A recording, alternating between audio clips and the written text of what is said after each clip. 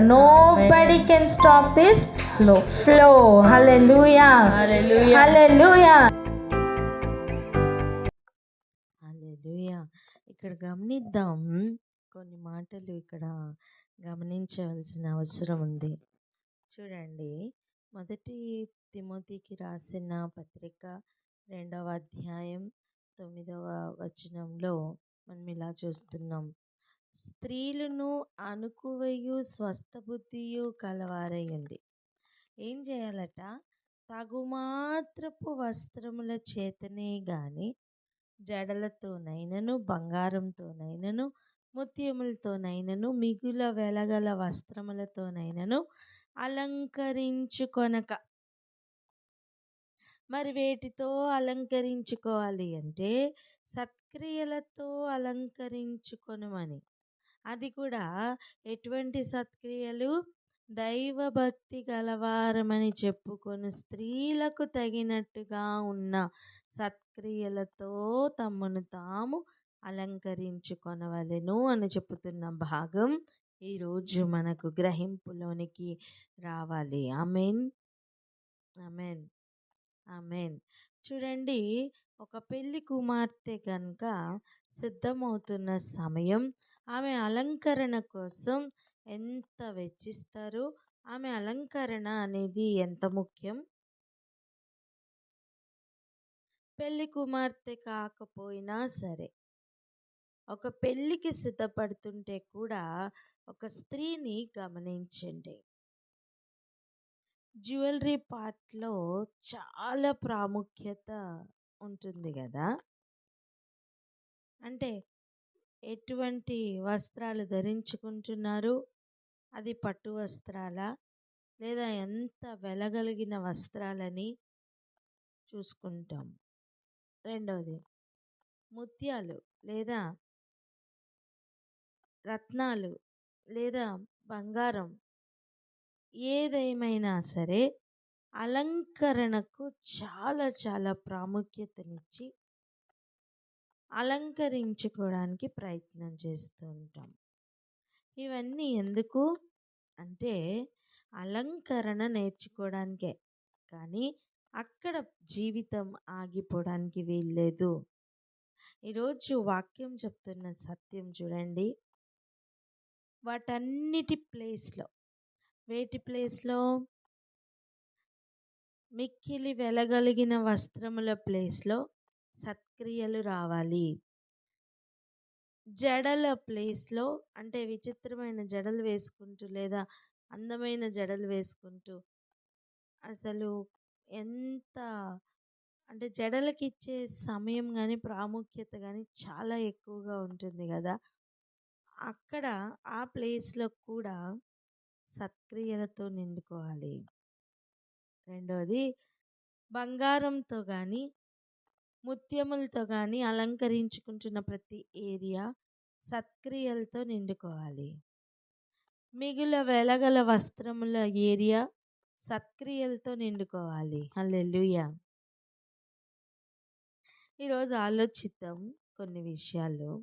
చూడండి, మిక్కిలి వెలగల వస్త్రాలు ఎక్కడెక్కడ కప్పుకుంటాం? ఎక్కడెక్కడ వేసుకోగలం చెప్పండి? బాడీ మొత్తం మనం కప్పుకుంటూ ఉంటామే, అవునా? అంటే శరీరం మొత్తం కూడా సత్క్రియలతో నిండుకొని అలంకరించుకోమని ఈరోజు వాక్యం సూచిస్తుంది. ఎక్కడ ఏ ఏ ఏరియాని గమనించమని చెప్తుందో వాక్యం ఒకసారి చూద్దాం. అణుకువయు స్వస్థ బుద్ధియు కలవారై ఉండమని. అణుకువ, ఒదిగి ఉండడం, అణకువ కలిగి ఉండడం. పరిస్థితుల్లో, ఎటువంటి పరిస్థితుల్లోనైనా సరే మన భాషలో చెప్పాలంటే అర్థం చేసుకోవడం కోసం, రెచ్చిపోవద్దు. స్త్రీలైన వారు ముఖ్యంగా మనం ఎటువంటి బుద్ధి గలవారమై ఉండాలట? అణుకువ కలిగి ఉండాలి. చెప్దాం అందరం అణుకువ అని. అణకువ కలిగిన వారమై ఉండాలండి. అది నార్మల్‌గా చెప్తున్న ఒక బుద్ధి. అణకువ కలిగి ఉండమని. కానీ అలంకరణ అనేసరికి ఇంకా స్పెషల్‌గా చేస్తాం. ఎందుకు ఇలా చెప్తున్నా అంటే చూడండి, డైలీ వేర్ వేరే ఉంటుంది. పార్టీ వేర్ వేరే ఉంటుంది. అవునా? ఆ! పార్టీ వేరు డైలీ వేర్‌తో సమానంగా వేసుకుంటారా? లేదు. డైలీ వేర్‌ని పార్టీ వేర్‌తో సమానంగా రోజు వేసుకుంటారా? వేసుకోరు. కానీ వాటితో పోల్చి, వాటితో పోల్చి ఒక అలంకరణను ఇక్కడ చెప్తున్న విషయాన్ని మనం గమనిస్తున్నాం. కొంచెం ఆలోచన చేద్దాం. వస్త్రముల ప్లేస్‌లో సత్క్రియలు ఎలా వస్తాయి? అంటే అసలు వస్త్రములు లేకుండా ఉండే ఒక్క టైం అయినా ఉందా? స్నానం చేసేటప్పుడు తప్ప. అలా సత్క్రియలు లేని ఒక్క టైం కూడా ఉండడానికి వీల్లేదు. హల్లెలూయా! ఎవరో చూస్తున్నారనో, లేదా ఎవరో చూస్తారనో చేస్తున్న క్రియలు కాదండి సత్క్రియలు.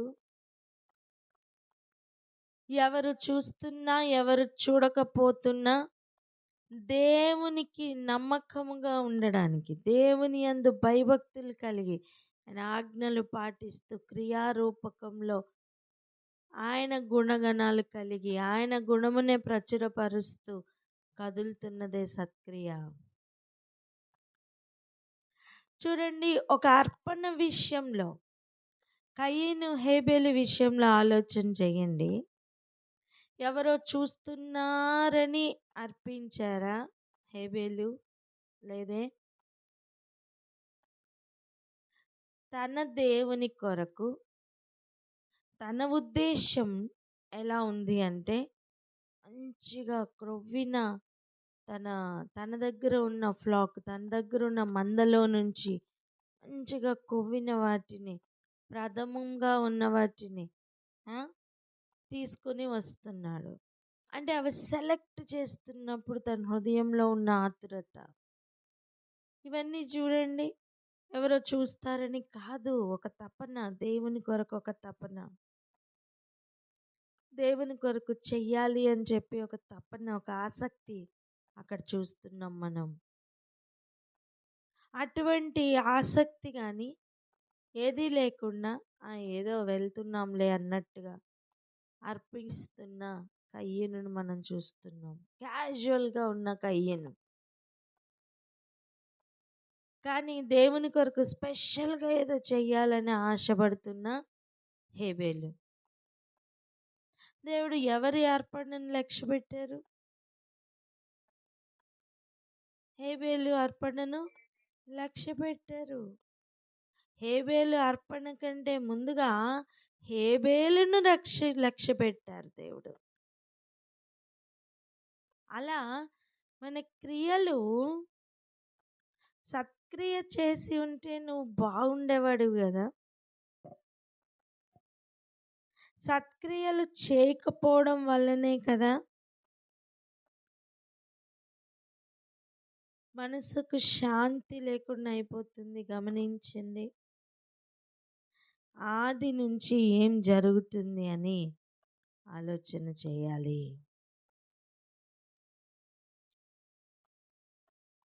కయ్యనుకు కోపం వచ్చింది. దేనికి కోపం వచ్చింది? రండి ఆ ఏరియాకి వెళ్దాం. ఆదికాండం 4వ అధ్యాయం, ఆదికాండం 4వ అధ్యాయం 5, 6, 7 వచనాలు. 4వ అధ్యాయము 5, 6, 7 వచనాలు. కయీనును అతని అర్పణను ఆయన లక్ష్య పెట్టలేదు. కాబట్టి కయీనుకు మిక్కిలి కోపము వచ్చి అతడు తన ముఖం చిన్నబుచ్చుకొనగా యెహోవా కయీనుతో నీకు కోపమేలా? ముఖము చిన్నబెచ్చుకొని ఉన్నావేమి? నీవు సత్క్రియ చేసిన ఎడల తలనెత్తుకొనవా? సత్క్రియ చేయని ఎడల వాకిట పాపము పొంచియుండును. నీ ఎడల దానికి వాంఛ కలుగును. నీవు దానిని ఏలుదు అనెను. ఆలోచించండి, ఆలోచిద్దాం ఒకసారి. ఈరోజు నీవు సత్క్రియ చేసిన ఎడల తల ఎత్తుకొనవా? నువ్వు సత్క్రియ చేసిన ఎడల ఏం చేయవు? తల ఎత్తుకోవా? ఒకరితో ఒకరు చెప్పుకుందాం. నువ్వు సత్క్రియ చేస్తే తల ఎత్తుకోవా?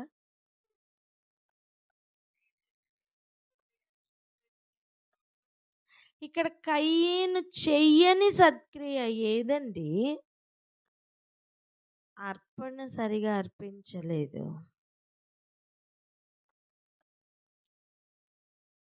కయ్యను అర్పించిన అర్పణలో కయ్యను దేవుడు లక్ష్య పెట్టలేదు. అక్కడ చెప్తున్న మాట, కయ్యనును అతని అర్పణను. చెప్పండి, కయ్యనును అతని అర్పణను.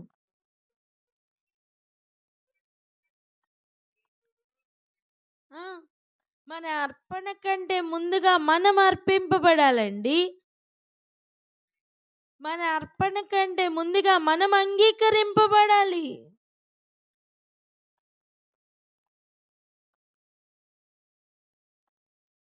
చాలాసార్లు మనం ఇలా చెప్తూ ఉంటాం చూడండి, నువ్వు ఇచ్చే గిఫ్ట్ కాదు నాకు కావాల్సింది, నువ్వు కావాలి అని.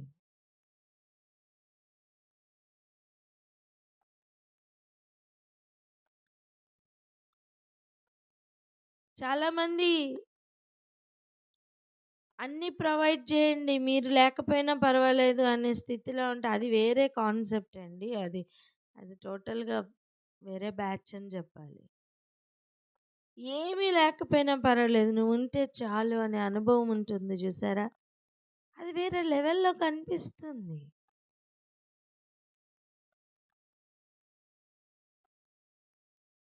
దేవుడు కూడా కోరుకుంటుంది అదే.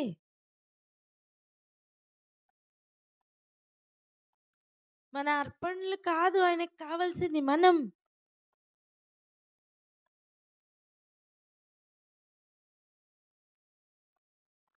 ఆయన తన్ను తాను అలాగనే అర్పించుకున్నారు.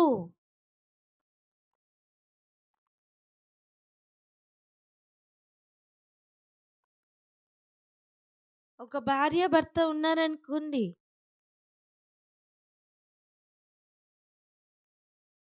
భర్త కాకుండా భర్త యొక్క జోబును మాత్రమే చూస్తూ, ఆస్తిని మాత్రమే చూస్తూ, ఆయన ఇస్తున్న డబ్బు మాత్రమే చూస్తూ, అవి మాత్రం చాలు అనుకుంటున్న భార్యను బట్టి భర్తకు సంతోషం ఉంటుందా? ఉండదు.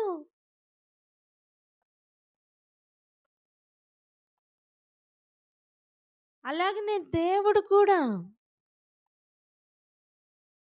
దేవుడు కోరుకుంటున్నది అది కాదు, దానిని మించినది.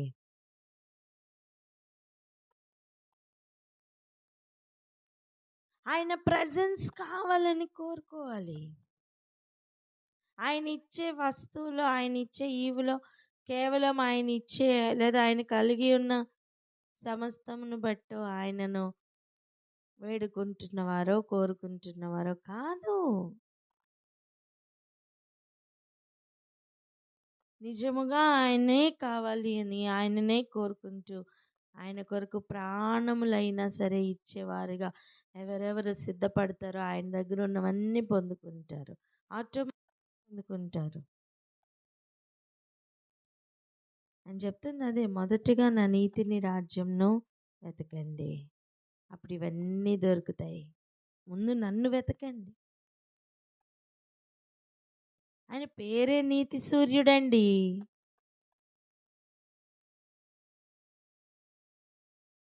ఆయన పేరే నీతి సూర్యుడు.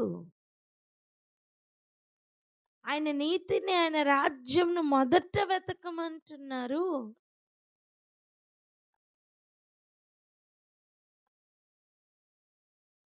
ఇక్కడ ఆలోచించండి, కయ్యనికి హేబెల్కి ఉన్న తేడా చూడండి. నువ్వు సత్క్రియ చెయ్యలేదు అని కయ్యనుతో చెప్తుంటే, నువ్వు సత్క్రియ చేశావు అని చెప్పడమే కదా హేబేల్తో. అంతే కదా. హేబేల్ ఏం చేశాడండి? హేబేల్ ఏం చేస్తున్నాడు? గొర్రెల కాపరి. హేబేలు కూడా తన మందలో తొలుచూలున పుట్టిన వాటిలో క్రొవ్విన వాటిని కొన్ని తెచ్చెను. యెహోవా హేబేలును అతని అర్పణను లక్ష్యపెట్టెను. తొలుచూలున పుట్టినవి అంటే మొట్టమొదటివి, ప్రథమ స్థానం ఎవరికి ఇచ్చాడు?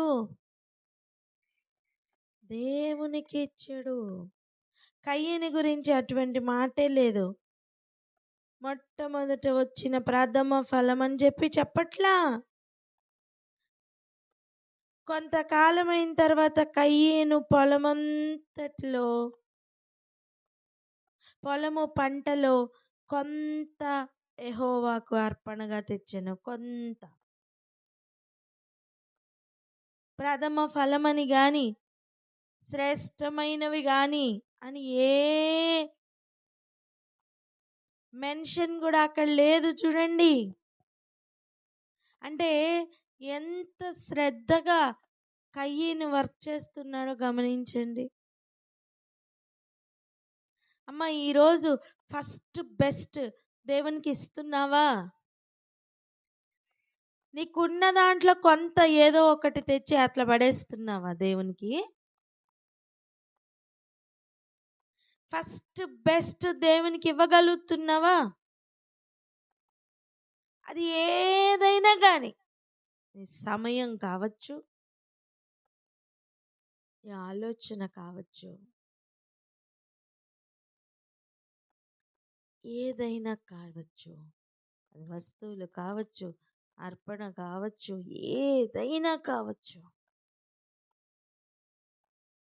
హృదయం అంతా దేవునికి అర్పించే రీతిలోనికి మారాలి. ఆమేన్. ఇప్పుడు ఆలోచిద్దాం. ఫస్ట్ బెస్ట్ ఇస్తున్న వారిని దేవుడు ఘనపరుస్తున్నారండి. పేద విధవరాలకి ఏముందండి? ఏమీ లేదు. ఆమె జీవనం అంతా కూడా ఏమీ లేదు. ఆ ఉన్న ఆ 2 కాసులు ఆమె దేవుని కొరకని ఇచ్చేస్తుంది. చూసారా, దేవుడు దాన్ని లక్ష్య పెడుతున్నారు. పేద విధవరాలుగా ఉన్న సారెపతి విధవరాలను ఒకసారి ఆలోచించండి. ఏముంది ఆమె దగ్గర? ఇంకేమీ లేదు. ఆ బుడ్డిలో కొంచెము నూనె, ఆ కుండలో కొంచెం పిండి, అంతే. వారిద్దరికి కూడా సరిపోదు. ఇంటిలో ఉన్న తనకు తన బిడ్డకు కూడా సరిపోదు. ఆ ఉన్న కొంచెము తన బిడ్డకు పెట్టి చచ్చిపోవాలని ప్లాన్ చేసుకుంది. ఆ ఒక్కటి దేవుడు అడిగితే, ఆ ఒక్కటి దైవజనుడు అడిగితే ఇచ్చేసింది. ఎటువంటి మనసుతో ఇచ్చింది? తిట్టుకుని ఇచ్చిందా? లేదు. ఈరోజు నువ్వు ఈ ప్రభు కొరకు ఏం చేస్తున్నా? వ్యసన పడుతూ చేస్తున్నావు, విసుగుపడుతూ చేస్తున్నావా, తిట్టుకుని చేస్తున్నావా? అది పనికి రాదు.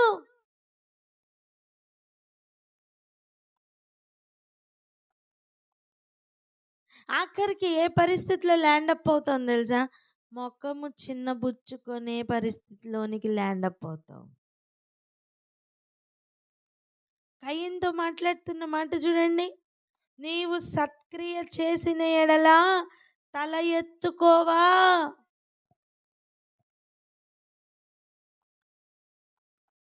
దేవుడు తల ఎత్తడం వేరు. అది మెప్పు వచ్చే సమయంన తల ఎత్తుకునే అనుభవం. కానీ ఇది ఎగ్జామ్ రాసిన వెంటనే బిడ్డకు తెలుసండి ఖచ్చితంగా ర్యాంక్ వస్తుందని. అప్పుడు తల ఎత్తుకోడా?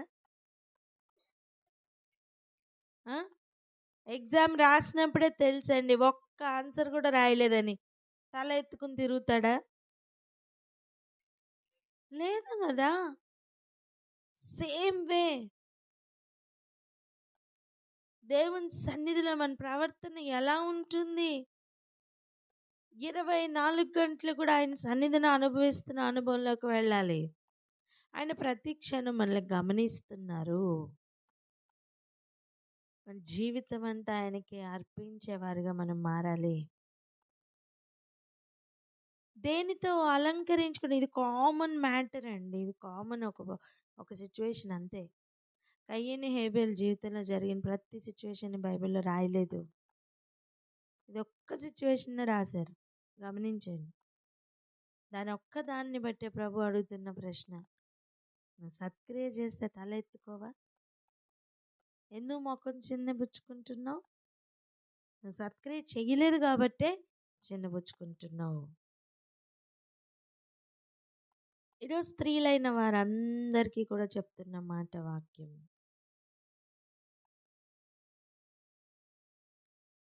నువ్వు మిక్కిలి వెలగల వస్త్రములతో అలంకరించుకుని, కొత్త బట్టలతో అలంకరించుకుని ఏం సాధిస్తావు?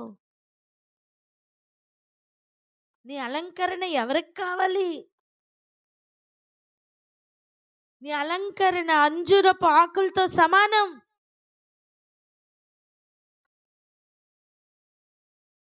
సత్క్రియలతో అలంకరించుకోమని చెప్తున్నారండి.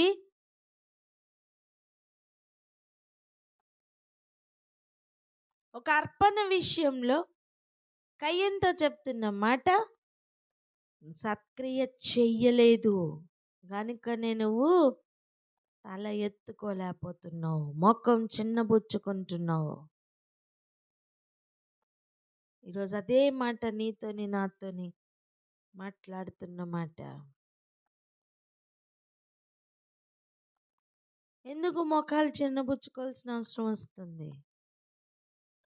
ఎందుకు ముఖాలు వికారంతో నిండుకుపోతున్నాయి? ఒక సంతోషం ఉండదు. ఎప్పుడు చూడు ఏడుపు ముఖం, ఎప్పుడు చూడు వికారమైన ముఖం, ఎప్పుడు చూడు ఆ నలుపు గారపట్టిన ముఖం. ఎందుకు? తేటగా లేకుండా, ఒక సంతోషం లేకుండా, ఒక ఆనందం లేకుండా, దేవుడు ఇచ్చు రక్షణను బట్టి గంతులు వేసే అనుభవం లేకుండా, ఎప్పుడు చూసినా ఆ దిగులు, ఆ విచారము, ఇంకా కోపము, అసూయలతో, కలహాలతో నిండుకుపోయి ముఖంలోనే మొత్తం కోపమంతా చూపించుకుంటూ, ఎందుకండి? ఎందుకదేది? అవన్నీ ఎందుకు వస్తున్నాయి? ముఖము చిన్నబుచ్చుకోవడంలో పార్టీ అవన్నీ. కయ్యనికి ఏమొచ్చింది? కోపం వచ్చింది. ముఖం చిన్నబుచ్చుకోవడానికి ముందు కయ్యనికి ఏమొచ్చింది? కోపం వచ్చింది. దేనికి? తను చేసిన దాన్ని బట్టే కదా దేవుడు తనను అంగీకరించలేదు, అందుకు కోపం వచ్చింది. అరే, నేను చేసిన పని కరెక్ట్గా లేదు అని ఆ ఏరియాలో ఫోకస్ చేసి అక్కడ మార్చుకునే బుద్ధి లేదు. జరిగిన దాన్ని బట్టి కోపం వస్తుంది. ఏం చేశాడో అని జ్ఞాపకం చేసుకోలేకపోతున్నాడు. ఈరోజు నువ్వు నేను ఆ పరిస్థితిలో ఆగడానికి వీల్లేదు. ఆలోచించండి. మనం ఏం చేస్తున్నాం? ఆ చేసిన పనిని బట్టి ఎటువంటి కీర్తి మనకు వస్తుంది? మనం ఏం చేస్తున్నాం? దానిని బట్టి అంగీకరించబడుతున్నామా లేదా? ఈ ప్రశ్నలు ఈరోజు వేసుకుందాం. ఇదే సమాధానం దేవుడు మనతో చెప్తారు. నువ్వు సత్క్రియ చేస్తే తల ఎత్తుకుంటావు కదా.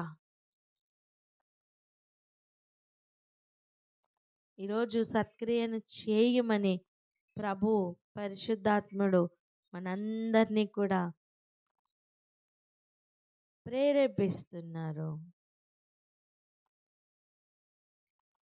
రేపుతున్నారు, హెచ్చరిస్తున్నారు, గైడ్ చేస్తున్నారు.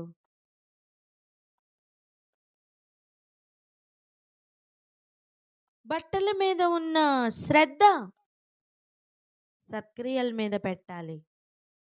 ముత్యముల మీద ఉన్న శ్రద్ధ సత్క్రియల మీద పెట్టాలి. జడల మీద ఉన్న శ్రద్ధ కొంతమంది చూడండి జడ చెరిగిపోనివ్వరు. దువ్వెన కూడా పర్స్‌లో పెట్టుకొని ఎప్పుడు దూకుంటూ ఉంటారు. ఏంటి? వాళ్ళు చాలా కాషియస్‌గా ఉంటారు. నేను ఎలా కనిపిస్తున్నాను? What is my attire? అవన్నీ కూడా చాలా కాషియస్‌గా ఉంటారు. అవంతా అలంకరణ ఎంత కాషియస్‌గా ఉంటావో, దానిని మించి సత్క్రియలని బట్టి అంతే కాషియస్‌గా ఉండాలిమా. స్త్రీలైన వారు ముఖ్యంగా అణుకువ కలిగి ఉండాలట. స్వస్థ బుద్ధి కలిగిన వారే ఎలా ఉండాలట?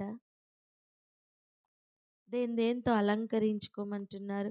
ఒక బంగారం మీద నీకెంత శ్రద్ధ ఉంటుందో, సత్క్రియల మీద అంతకంటే ఎక్కువ శ్రద్ధ ఉండాలి. ఒక వస్త్రములను ఉతికి ఆరేసుకుంటూ ఎంత భద్రంగా వాటిని ఐరన్ చేసుకుని జాగ్రత్తగా పెట్టుకుని రోలింగ్ ఇస్తూ ఎంత మెయింటైన్ చేస్తావే, క్రియలను బట్టి కూడా అంతకంటే ఎక్కువ శ్రద్ధ వహించాలి. ఈరోజు వాటితోనే పోలుస్తూ చెప్తున్నారు. వాటితో నీ అలంకరణ శరీరానికి మాత్రమే, కానీ క్రియలతో వస్తున్న అలంకరణ అంతరంగానికి సంబంధించిన అలంకరణ. ఈరోజు ఎటువంటి పరిస్థితుల్లో మనం ఉన్నామని ప్రశ్నించుకుంటూ ప్రార్థన చేసుకుందామా? మన క్రియలను బట్టి మన వస్త్రములు ఉంటాయి, మన వస్త్రములను బట్టి మన క్రియలు ఉంటాయి. ఇవి రెండు కూడా సైమిల్టేనియస్గానే ప్రభు చూపిస్తున్నారు. గమనించండి.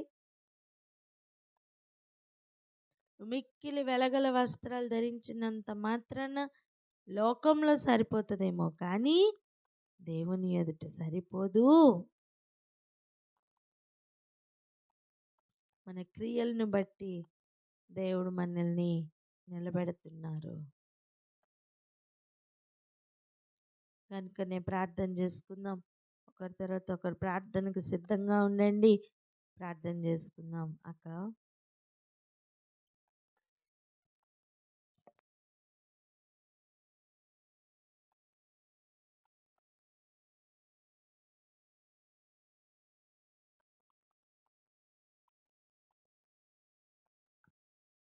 మనం first Timothy chapter 2 verse 9 to 10 వరకు మనం చూసుకున్నాం.